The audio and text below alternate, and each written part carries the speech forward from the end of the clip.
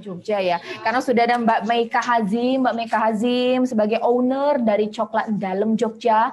Mbak Meika? Selamat sore, Mbak Caca. Ya, Mbak Meika kayaknya kalau orang ke Jogja ini pasti udah kenal lah ya Coklat Dalam Jogja ini, bahkan udah sering beli juga. Nah, bisa diceritakan juga kepada kita, sharing-sharing Mbak ini. Kok bisa sih Mbak bangun usaha yang terbilang sukses ya kalau kata orang ini ya. Saya juga ngerasa ini sukses banget ini Coklat Dalam Jogja. Apa sih trik dan tipsnya dari Mbak Meika ini? Ceritakan dong usaha dari Mbak Meika. Apa ya tips and triknya? Kayaknya mesti konsisten. Saya self konsisten terus menerus, dan saya senang banget juga bahwa kalau kita konsisten menjalankan satu usaha, terus kayak saya bilang mungkin agile ya, adaptif sama keadaan. Meskipun adaptif ini bukan sesuatu hal yang mudah, kita juga mengalami sesuatu yang challenge besar banget pada saat COVID ini, yang tadinya basisnya kita lebih banyak di secara offline, terus tiba-tiba pandemi dan banyak orang punya concern yang lain, dia harus membeli secara online kayak gitu karena interaksinya lebih sedikit, banyak orang sedikit, dan wisata juga mulai turun drastis kayak gitu, jadi kita juga harus bisa beradaptasi gitu sih. Mbak Meika, kenapa usaha coklat? Saya kalau ngebayangin aja mau berbisnis coklat itu, ngebayangin kompetitor yang udah internasional itu takut sendiri nih. Gimana Mbak Meika?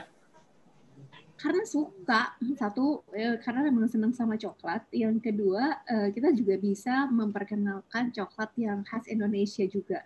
Jadi kita menjadi penghasil kakao yang banyak, potensinya banyak, cuman mungkin coklat negeri sendiri tuh juga nggak kalah loh sebenarnya. Nah, gitu sih. Nah, ini buat para Sobat One Academy yang pengen usahanya menjadi ciri khas dari daerahnya. Apa resepnya? Saya minta Mbak Meika buat share screen supaya kita dapat insight nih luar biasa di sore hari ini. Silakan Mbak Meika. Baik, saya mau sharing sama teman-teman ini. Jadi kita kenalan dulu bahwa ini sebenarnya coklat dari Yogyakarta. Kita sebutnya coklat dari Senyum Petani Indonesia. Nah, saya nggak perlu kenalan lagi ya teman-teman, karena tadi kayaknya Mbak Caca sudah memperkenalkan lagi. Tapi sebenarnya di balik layar Coklat Dalam ini tidak sendirian saya. Jadi saya berdua sama Mas suami, Mas Yuda. Kalau ini pembagian yang jelas antara suami istri juga. Mungkin itu salah satu tips yang keluar pertama. Kalau misalnya ada di antara teman-teman yang hadir, ini Sobat One Academy, melakukan bisnisnya bersama suami, jadi bagi posisi yang benar-benar berbeda atau bagi posisi sesuai sama ekspertisnya masing-masing. Jadi saya lebih banyak di manajemen sama operasional, kalau mas suaminya lebih banyak di produk, riset, dan development. Oke, tadi kenapa Mbak Caca juga nanyain kenapa coklat sih? Nah, ini yang sebenarnya alasan kita tuh juga berubah. Alasan pertama gitu, mungkin sebenarnya alasannya sederhana kayak tadi yang sudah sharing di awal-awal. Karena bikin combro, karena untuk kebutuhan pribadi, abis itu disukain sama tetangga, terus coba dijual dan dirasakan. Dulu alasan pertama juga gitu, kayaknya kita sebagai suami istri baru, pengen mempunyai penghasilan finansial untuk membiayai keluarga. Tetapi setelah itu, setelah berjalan dan setelah kita terjun di dunia coklat, alasan kita juga jadi berubah. Ketemu sama petani, terus ketemu sama potensinya Indonesia, ketemu sama kakao Indonesia, alasan kita menjadi lebih in-depth lagi, bukan hanya sekedar untuk menghasilkan finansial untuk keluarga, tetapi juga menjadi lebih lebar lagi, bisa bermanfaat ke sekitarnya. Dari perjalanan dalam tahun 2013 sampai sekarang tahun 2020 itu juga up and down banget gitu. Jadi bukan sesuatu hal yang semuanya mulus dan lancar kayak jalan tol kayak gitu. Itu juga enggak. Jadi teman-teman juga bisa bahwa kita juga berusaha keras untuk berusaha konsisten, berusaha untuk beradaptasi sama yang diinginin sama si konsumen tadi. Karena tantangannya seperti kata tadi Mbak Caca, kayaknya coklat itu sudah banyak banget brand-brand besar yang ada di pasaran.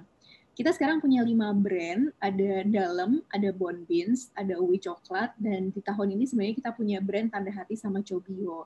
apa sih keunikannya dan bagaimana UKM tuh bisa mempunyai satu keunikan selling point yang menjadi kekhasan tersendiri supaya bisa tidak tidak kalah sama yang sudah ada di pasaran. Nah, ini salah satu hal yang selalu saya bagi buat teman-teman kalau mau bikin usaha, cek dulu benar-benar kalau mau bikin nama. Kadang-kadang nama usahanya apa? Nama anak saya digabungin jadi 2 kayak gitu. Tapi ada hal yang pengen saya concernin adalah teman-teman cek dulu, visit yang namanya websitenya pdki-indonesia.dgip.go.id, cek dulu apakah nama tersebut sudah didaftarkan sama orang lain apa belum. Karena perlindungan hukum untuk brand atau merek yang kita miliki bukan siapa yang bikin lebih dulu, tetapi siapa yang mendaftarkan lebih dulu, first to file. Ini yang pengen saya bagi kepada teman-teman tipsnya, karena banyak sekali yang kadang-kadang keganjel, tidak bisa berkembang usahanya, atau tidak bisa terus masukin marketplace yang bisa official, kayak gitu, bekerja sama, itu karena dia nggak punya perlindungan hukum atau sertifikat merek dari Kementerian Hukum dan HAM. Nah, ini juga bagaimana kalau misalnya kita usaha tetapi kita nggak punya budget yang sangat banyak untuk melakukan promosi. Memanfaatkan sosial media secara organik itu menjadi salah satu pilihan.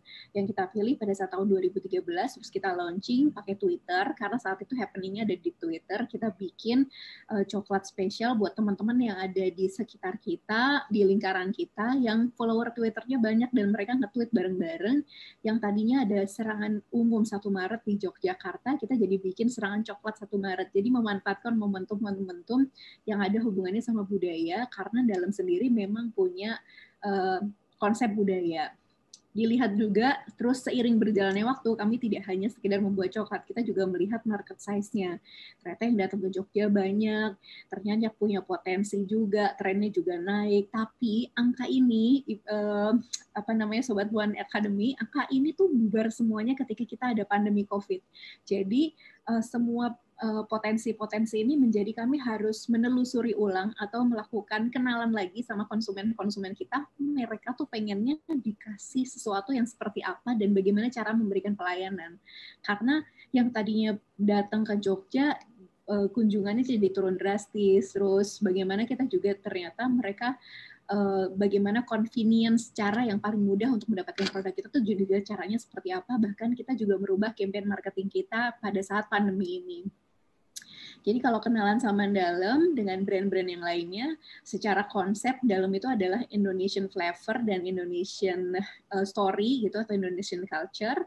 Jadi di setiap packaging kita kasih touch budaya Indonesia yang ini menjadi unique selling point atau bedanya kita sama coklat-coklat yang ada di pasaran.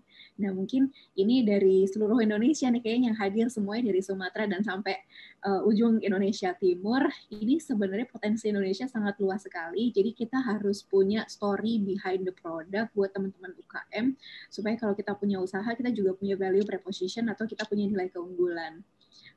Targetnya kalau yang buat Dalam adalah turis, maka secara packaging kami mengkonsepkan ada cerita Indonesia di belakang dan juga ada cita rasa Indonesia di setiap produknya. Ada rasa cengkeh, cabai, sereh, wedang uwuh, wedang ronde, kopi-kopi Indonesia dan segala macam yang itu berbeda sama coklat-coklat yang ada di pasaran.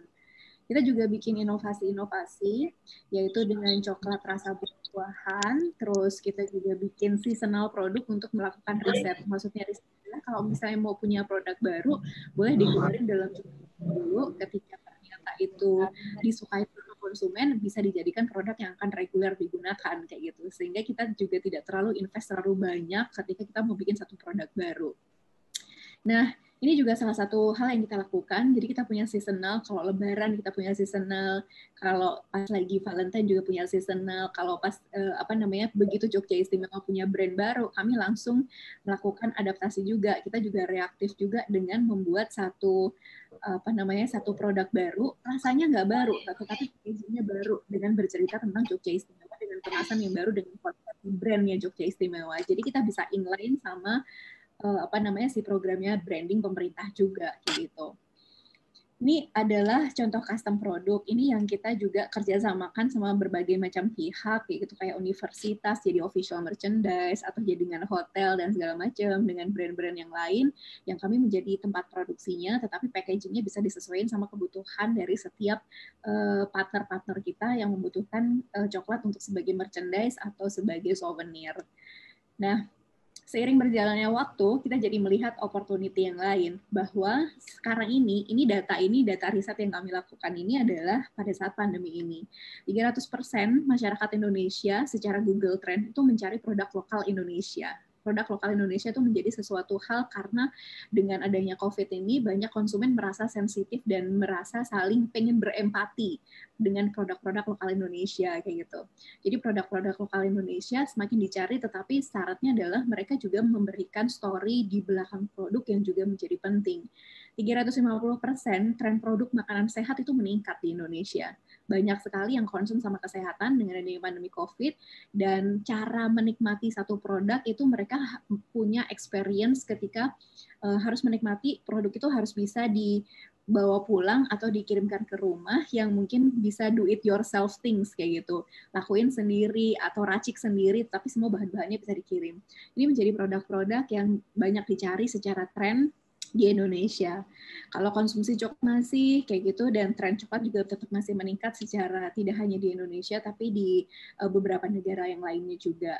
Jadi tahun 2015 kami mulai punya produk yang lain, brand kedua yang kerjasama sama petani kakao yang ada di Gunung Kidul, yang paling konsisten. Terus ada seasonal produk, kita kerjasama sama petani di Bengkulu dan juga Papua, membuat satu produk yang namanya Bon Beans. Bon Beans ini konsepnya adalah social impact coklat. Jadi ketika beli coklat ini berarti teman-teman sebenarnya sudah membeli produk coklat dari petani-petani Indonesia. Memang secara persentase besar-besar karena ini memang buat healthy conscious yang tidak kepengen mengkonsumsi gula terlalu banyak, tetapi pengen enjoy coklat tapi gulanya nggak banyak-banyak. Itu adalah salah satu solusi yang coba kita tawarkan kepada konsumen yang kadang-kadang masih bingung, aku pengen makan coklat tapi nggak pengen manisnya. Akhirnya kita bikin produk-produk ini yang sebenarnya secara konsep di packaging itu juga menjadi berbeda. Packagingnya ada story behind the product, jadi cerita siapa petaninya, di mana ditanam, terus bagaimana proses penanamannya, kayak gitu. Terus ada produknya apa saja. Ini menjadi informasi yang menjadi sangat penting buat konsumen karena traceability food. Teman-teman jadi konsumen akan bisa tahu siapa yang bikin, siapa yang menanam, ya, dan ini ternyata menjadi salah satu social impact yang bisa diceritakan melalui packaging, bahwa sebenarnya packaging sebuah produk itu punya komponen yang sangat penting ketika buat UKM-UKM Indonesia untuk bisa memasarkan produknya dan menjadi keunggulan dibandingin sama produk-produk yang sudah ada di industri kayak gitu. Jadi ini impact yang kita lakukan dengan kerjasama sama petani. Kita membeli langsung biji kakaonya. Kita berusaha memberikan SOP yang baru kepada petani supaya kakaonya bisa bisa diolah dengan lebih baik. Kita mendukung petani juga melakukan agroforestry, yaitu kembalikan ke penanaman kakao dengan seperti ke arah organik dan juga biarkan seperti hutan kayak gitu, sehingga flavor kakao Indonesia menjadi lebih baik juga. Terus kita juga memberikan pelatihan-pelatihan kepada ibu-ibu yang ada di di daerah petani kakao tempat kakaonya ditanam, sehingga dia juga bisa membuat satu produk yang relevan sama lingkungan sekitar, basisnya kakao, tapi yang dibutuhkan di lingkungan sekitar apa sih yang sehingga lebih cepat penjualannya. Kalau tadi bilangnya produk yang sorghum itu penjualannya perputarannya kurang begitu cepat, terus diganti dengan combro yang ternyata perputarannya lebih cepat. Nah, ternyata dari packaging itu tahun ini kita mendapatkan award ASEAN Korea Excellent Design Exhibition Award untuk packaging Bon Beans, karena packaging Bon Beans ini jadi dapat penghargaan di Korea, dianggap sebagai packaging yang bisa menceritakan produknya, tidak hanya sekedar produknya saja, tetapi bisa menceritakan story behind the product sampai ke petaninya siapa. Dan ini menjadi penghargaan yang karena desain dan story di situ yang menjadi penting, informasi yang menjadi concern buat konsumen, jadi lengkap informasinya di traceable food, dan kita dapat juara ketiga di sini. Nah, produk selanjutnya kita punya kayak Uwi Coklat. Uwi Coklat ini kalau misalnya kita pas lagi pameran kita ditanyain, ini make up ya, ini bedak ya, dan segala macam.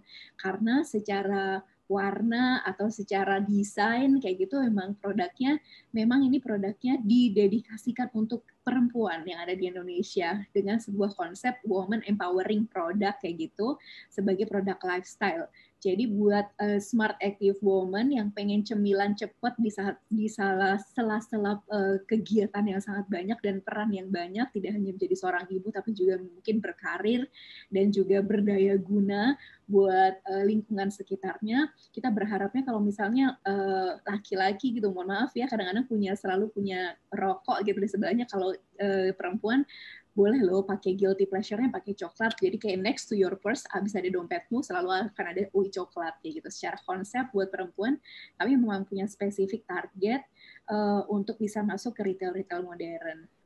Nah, terakhir kita launching di tahun ini adalah justru pada saat pandemi ini kita merasa ada satu coklat yang bisa bermanfaat untuk kesehatan pencernaan, yaitu coklat yang kita kasih sama probiotik, dan ini hasil kolaborasi dengan Universitas Gadjah Mada di Fakultas Food Science. Ini adalah produk benar-benar hasil riset sekian tahun yang baru kita launchingkan sekarang, di mana probiotik itu bisa dicampurkan ke dalam coklat dan bisa membantu pencernaan. Jadi ada ada produk lain, ada produk coklat lain yang juga bisa bermanfaat buat kesehatan. Ini yang kita coba launching di tahun ini. Penjualannya mulai meningkat, mulai di awareness konsumen dengan produk probiotik ini juga mulai meningkat karena yaitu tadi ada tren yang meningkat untuk produk-produk sehat di Indonesia. Nah, yang salah satu yang pada saat COVID ini adalah kolaborasi. Kolaborasi tetap kita lakukan sama banyak pihak. Ini adalah kolaborasi yang sudah kita lakukan sebelum COVID. Jadi kita melakukan ekspor biji kakaonya Pak Edi ke Singapura. Terus malah sama teman kita yang di Singapura, Chocolate Maker, ini bisa menjadi salah satu souvenir di National Gallery Singapura, atau pada saat launching film Filosofi Kopi 2, kita juga kerjasama dengan UKM lain yang punya produk lain, sehingga kita mencampurkan dua produk, kita bikin coklatnya, terus macamu ini punya maca, jadi kita campurkan produknya jadi satu produk baru. Nah, teman-teman, digitalisasi itu juga menjadi hal penting di era COVID ini. Saya pikir COVID ini menjadi satu tantangan besar buat UKM itu, ternyata mau nggak mau percepatan menggunakan dunia digital menjadi lebih cepat kayak gitu. Maka salah satu digitalnya adalah kita bisa melakukan channel pemasaran atau corong pemasarannya dengan Instagram. Dan Instagramnya boleh nanti mampir-mampir ke Instagramnya @coklatdalam. Nanti saya bisa tuliskan di kolom chat buat teman-teman. Tapi kita sebenarnya juga menyiapkan setiap brand punya Instagramnya masing-masing. Kenapa mesti punya? Karena cara kita berkomunikasi dengan setiap target market juga berbeda. Dan konten-kontennya juga yang kira-kira akhirnya kita merubah konten di masa COVID ini. Yang tadinya orang kalau ke Jogja mesti ke Coklat Dalam ya, mesti bawa coklat dalam dari Jogja. Akhirnya kita harus merubah cara kita berbicara di sosial media, di konten. Kamu kalau kangen sama Jogja dan nggak bisa ke Jogja, nggak apa deh, kita kirimin coklat kita ke tempat kamu, kayak gitu. Itu cara kita bercerita di konten-konten ini, sehingga mengarahkan seluruh pembelian channel penjualan itu dirubah dari yang tadinya offline semuanya menuju ke online dengan kemudahan-kemudahan yang disukain sama si konsumen. Sampai sekarang karena Instagram Shopping juga sudah di launching di Indonesia, kita juga mengejar itu supaya si konsumen ini juga langsung bisa mendapatkan channel, kalau misalnya ngeklik di Instagram dia langsung bisa melakukan pembelian. Ini juga menjadi penting. Digital ini kemudahan untuk si konsumen pada saat membeli satu produk, itu yang menjadi kita develop terus supaya si konsumen menjadi lebih happy gitu ya, lebih punya experience yang lebih mudah ketika harus membeli produk secara online. Terus kita siapin juga website-nya secara e-commerce maupun website secara informasi.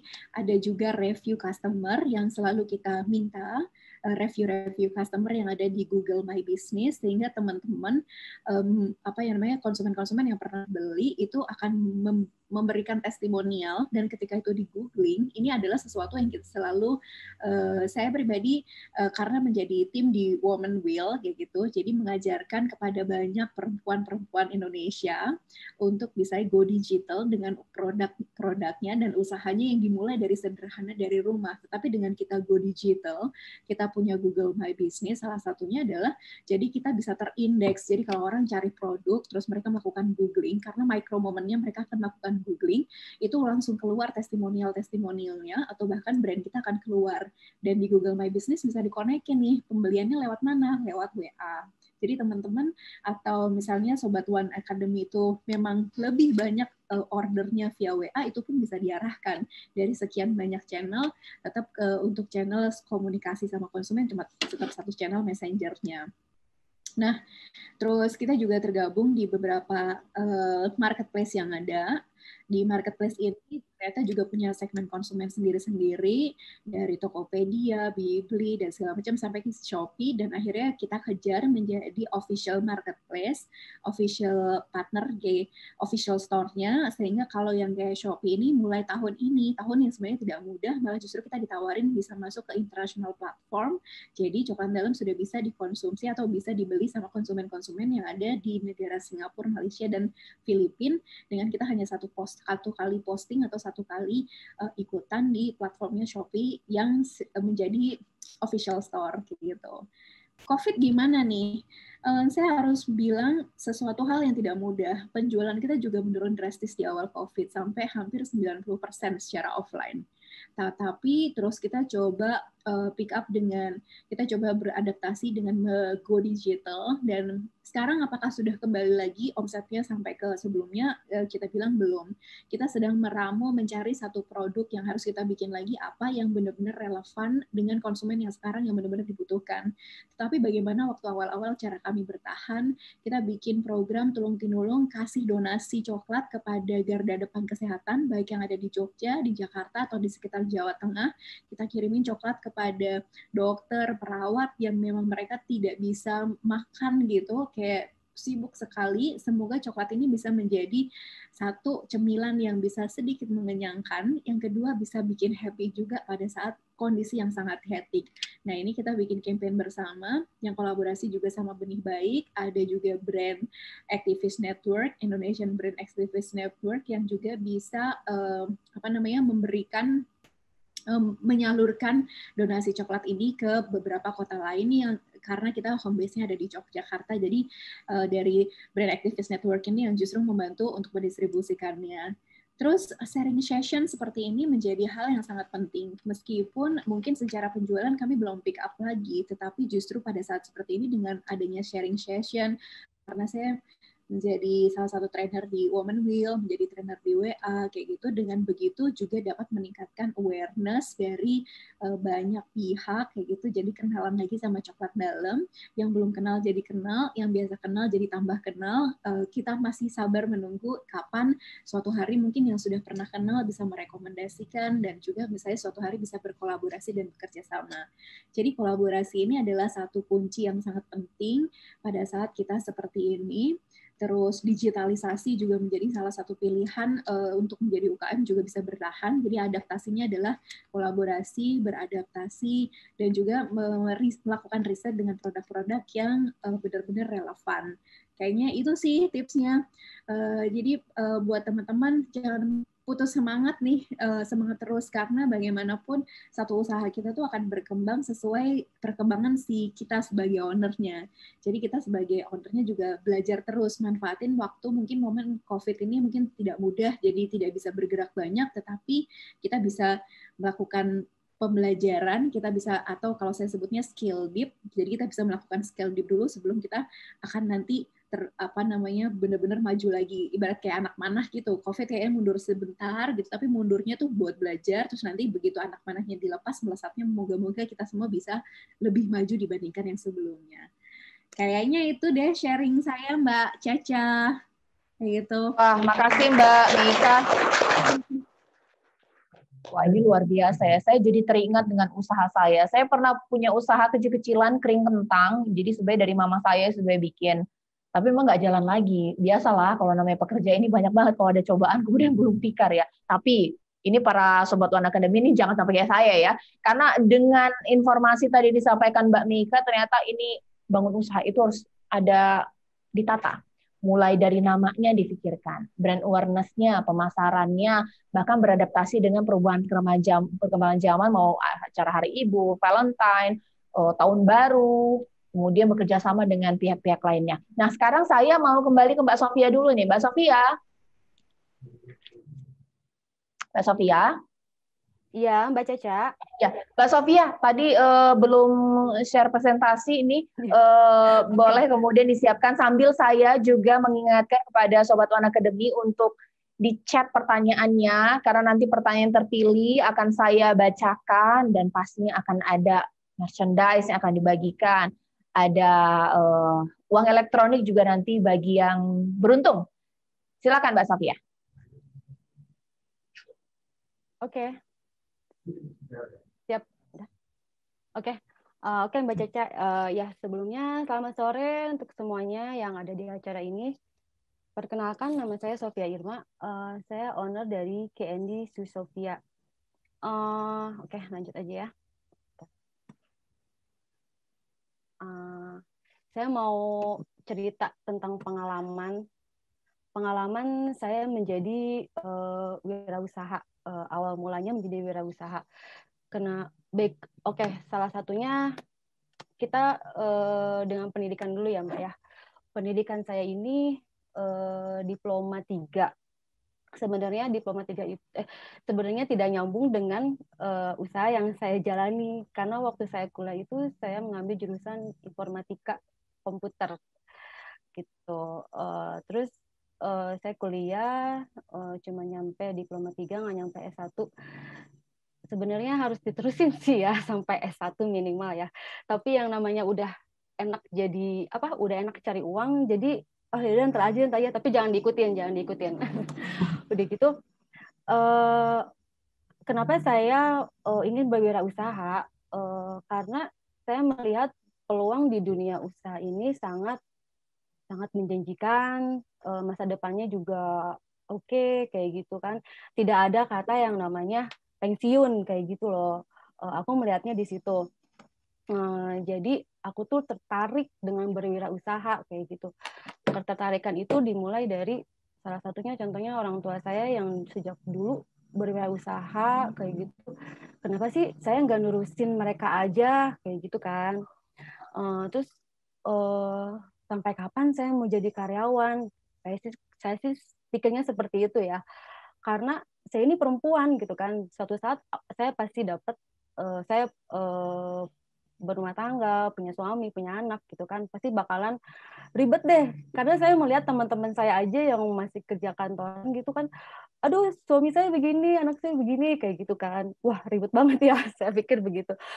Wah, kenapa nih saya nggak berwirausaha aja, karena di samping waktunya tuh sangat luang kayak gitu, bisa memanage waktunya juga tergantung gimana kita kayak gitu kan. Akhirnya saya memutuskan untuk berwirausaha. Oke, selanjutnya, nah di samping berwirausaha itu kan pasti dong ada yang namanya pahit manis berbisnis. Oke. Aku bicara dulu tentang pahitnya dulu aja ya. Manisnya nanti belakangan. Nah, oke. Pahitnya berbisnis itu pasti teman-teman di sini namanya wirausaha pasti butuh modal kayak gitu kan. Modal itu pasti ini harus ada uang kayak gitu kan. Uang dan uang kayak gitu. Tapi setelah saya pikir-pikir, nggak cuman modal uang aja sebenarnya, karena kalau cuma modal uang aja, kalau kita tidak bisa mengelola finansial, tidak bisa memanage usaha kita dengan baik, itu ujung-ujungnya pasti kita bakalan jatuh lagi kayak gitu. Karena aku pernah ngalamin yang seperti itu sebelumnya gitu. Jadi aku mau nge-share aja nih buat ibu-ibu, buat teman-teman yang mau membuka usaha kayak gitu, sebenarnya modal itu tidak harus uang, tapi juga modal itu modal kepercayaan, modal kejujuran kayak gitu kan. Salah satunya waktu itu saya ada pesanan barang sepatu dari Semarang waktu itu. Itu sebenarnya saya tuh lagi jatuh. Terus tiba-tiba, aduh saya nggak punya modal duit nih, gimana nih ceritanya kayak gitu. Oke, dengan putar otak, saya kebetulan kenal dengan relasi yang punya toko bahan, salah satunya. Oke deh, aku bisa nggak nih teman saya nih, kita 60-40 deh, kayak gitu kan. Akhirnya teman saya setuju, aku disuplai bahan, semua disuplai dari dia. Jadi kan, wah lumayan nih kayak gitu kan. Dia juga dapat keuntungan, biarpun ke saya keuntungan cuma sedikit, tapi ya nggak apa-apa, yang penting aku ada bahan baku untuk diolah kayak begitu.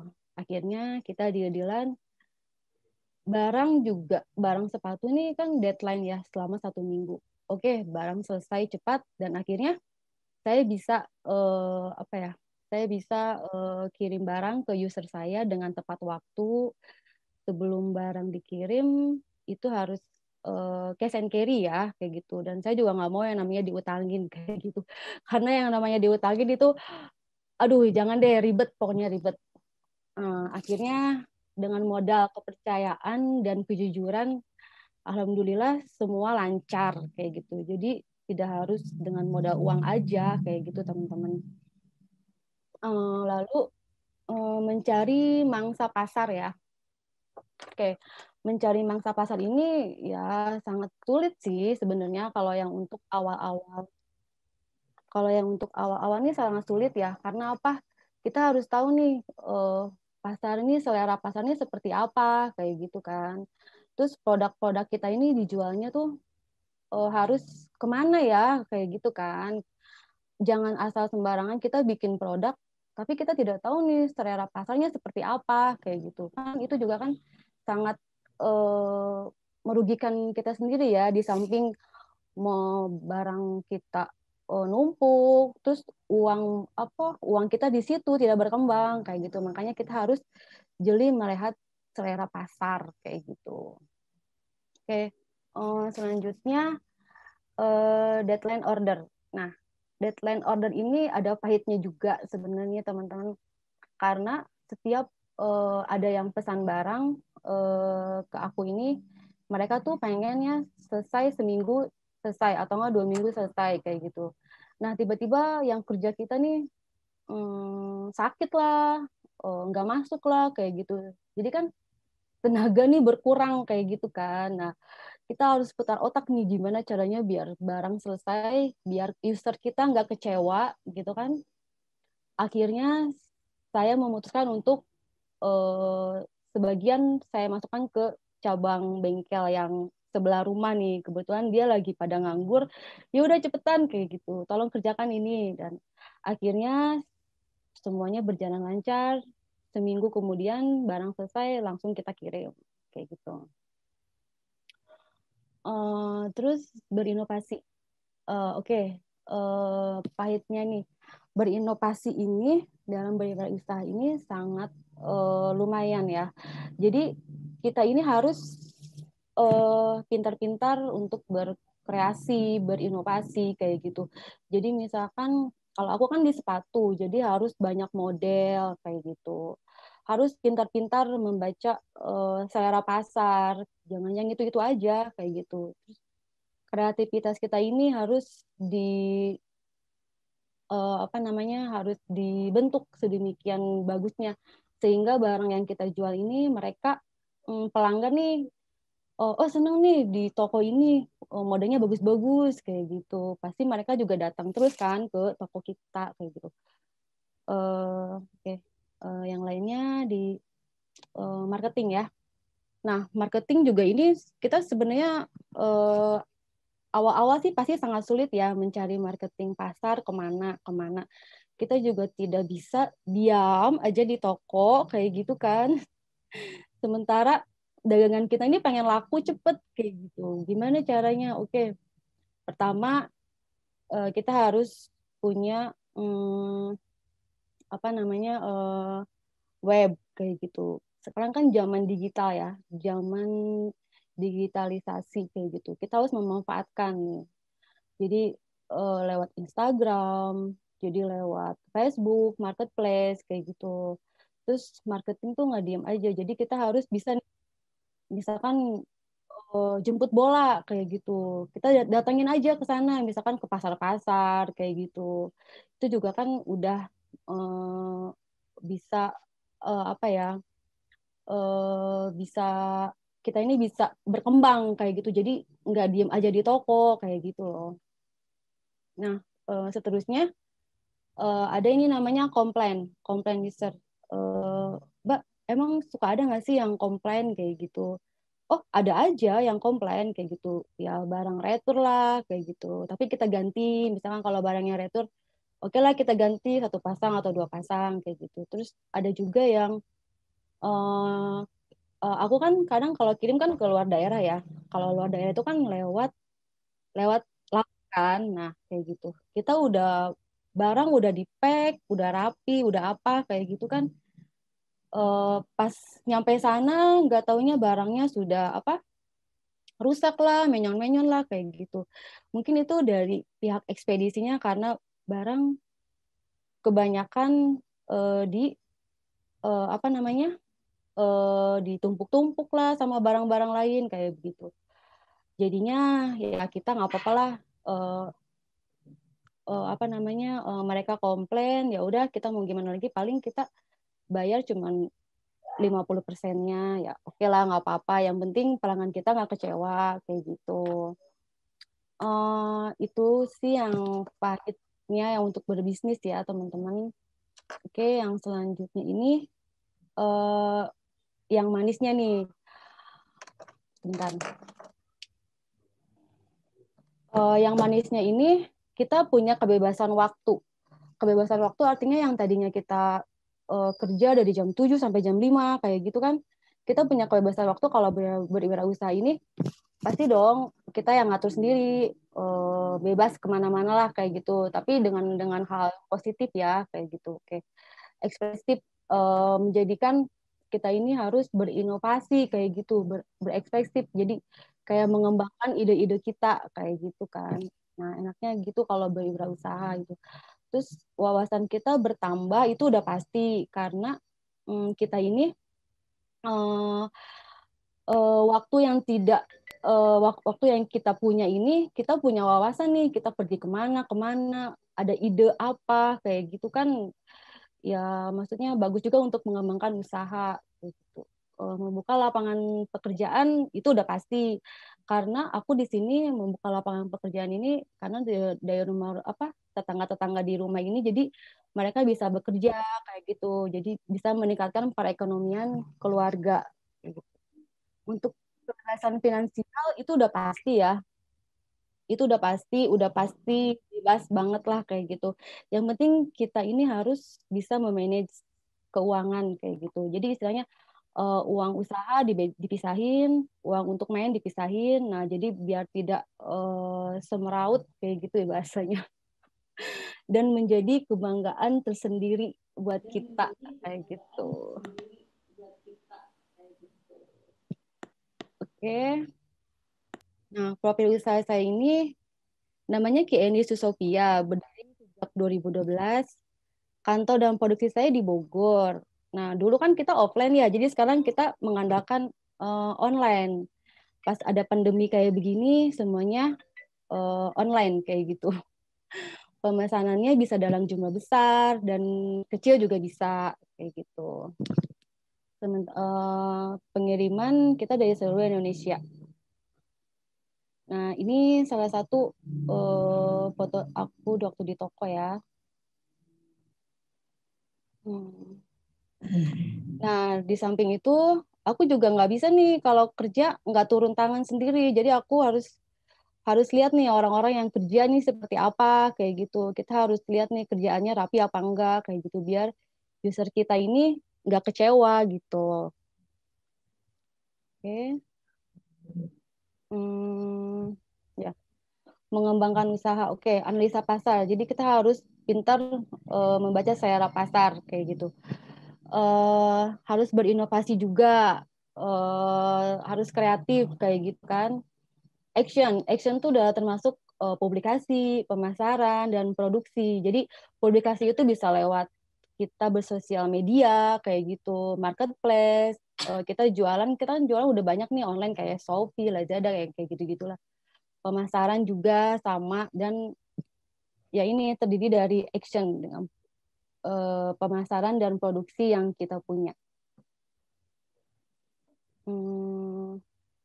Oke, selanjutnya nih, mungkin ini tips dan triks nih ya buat ibu-ibu atau mahasiswa yang mau membuka usaha. Pertama kita awali nih dengan doa nih, usaha apa yang mau kita jalankan kayak gitu. Bismillah, semoga lancar dan sukses kayak gitu. Terus keduanya, jangan takut untuk gagal, karena apa? Semua pengusaha itu pasti gagal dulu berkali-kali, dan jangan pernah takut untuk gagal. Kegagalan itu kegagalan itu kesuksesan yang tertunda. Oke, dan harus kita tuh berkreatif, berinovasi, dan jangan mudah putus asa. Sekali gagal jangan mudah-udahan kayak gitu. Kita harus terus kayak aku aja nih, aku udah gagal berapa kali nggak kehitung ya, tapi ya udahlah, dengan nekat dan mental yang kuat, alhamdulillah bisa lah, maksudnya ya sedikit-sedikit bisa mengembangkan usaha saya, dan harus bisa berani mencoba. Oke, mungkin itu aja Mbak Caca presentasi saya. Iya. Baik, makasih Mbak Sofia. Ini luar biasa ya. Sama-sama Mbak Caca.